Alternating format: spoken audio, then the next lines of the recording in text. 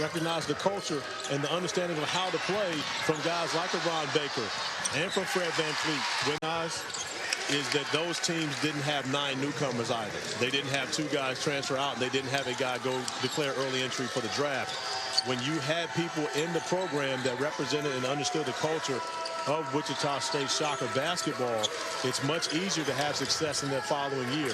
But they have 2 guys who have played significant minutes remaining on the roster. That would be Mcduffie, who was able to rattle home. Doesn't want to cool off right now. When you're that hot, you want to make sure you stay warm. Get the cardio in. Yeah. You know, do a spin class and then check back in and bang another 3. Why not? Was one of the most lethal shooters in the entire country.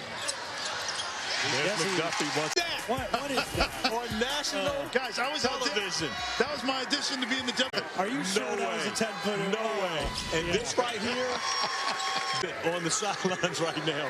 Yeah, and great flash by Reese. When you come from the block right in between the 2 top guys, that's wide open when they're transitioning between guarding the top and the wing. Your teammates as well. Leave someone because he's not going to give them the basketball. His job is to score for this Shocker team. All sorts of insane routines throughout the years in basketball, but the one thing... And decided to play at Wichita State. And he's replaced by Asbjorn Midtgaard, the Dane, who I got a chance to catch up with. He said, Wichita is just like Denmark. To the Spurs, David Robinson had just won the MVP the year before that.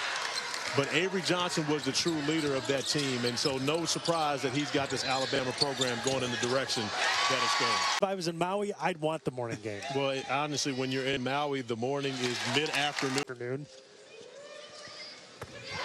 So, yeah, so that would then... Especially if you got to play that early game. Now, if you got to play later in the day, you want to get acclimated. But... That time, Tyra Lewis gets to the glass, and he's got 18.